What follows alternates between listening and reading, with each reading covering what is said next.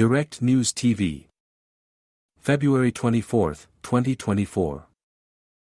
Russia-Ukraine War, List of Key Events, Day 731. Here is the situation on Saturday, February 24, 2024. Second anniversary of the war. On this day 2 years ago, Russian President Vladimir Putin ordered the invasion of Ukraine, triggering a brutal war with no end in sight.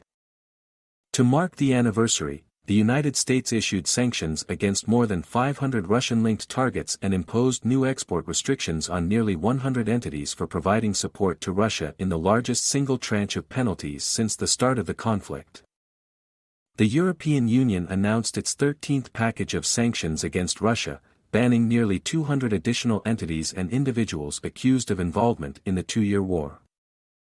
The United Kingdom also imposed sanctions on 6 officials overseeing the penal colony where Russian opposition leader Alexei Navalny died in mysterious circumstances last week.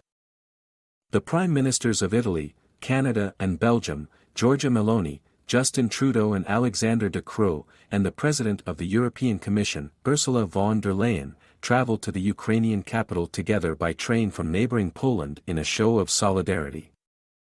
Von der Leyen has praised Ukraine's extraordinary resistance as she arrived in Kyiv. Meloni and Trudeau are expected to sign security pacts with Ukrainian President Volodymyr Zelensky, in line with deals recently agreed to with France and Germany that are worth billions of dollars. U.S. President Joe Biden is due to take part in a video conference call of fellow leaders of the Group of Seven, G7, major democracies, which will be chaired by Meloni, with Zelensky invited to join the discussion. Italy holds the rotating G7 presidency and organized the call. German Chancellor Olaf Scholz has called for Germany and Europe to make a bigger effort when it comes to defense. Russia is not only attacking Ukraine, it is also destroying peace in Europe, Scholz said, adding that Ukraine would be supported in its self-defense for as long as necessary.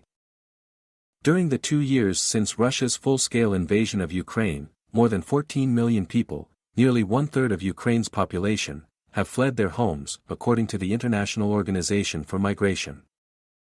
The UN Human Rights Monitoring Mission in Ukraine says at least 10,582 civilians have been killed and nearly 20,000 have been wounded since the start of the war. Switzerland has told the United Nations that it intends to organize a high-level Ukraine peace conference by the summer.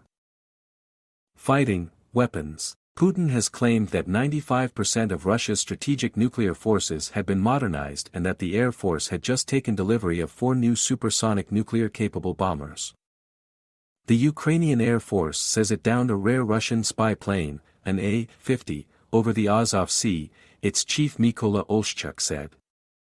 Russian Defense Minister Sergei Shoigu visited Moscow's forces in occupied Ukraine where he was briefed that Russian forces were on the offensive after taking full control of the industrial hub of Avdiivka, according to an army statement.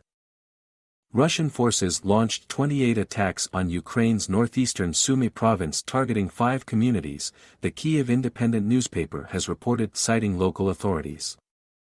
At least 1 man was killed in a Russian drone attack in the southern city of Odessa, Regional Governor Ola Kuiper wrote on social media, adding that 3 other people were wounded.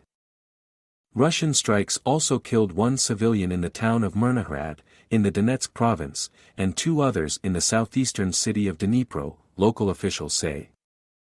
Biden has renewed calls for lawmakers in the Republican-controlled House of Representatives to unblock a $60 billion aid package for Ukraine, warning that history is waiting and failure to support Ukraine at this critical moment will not be forgotten.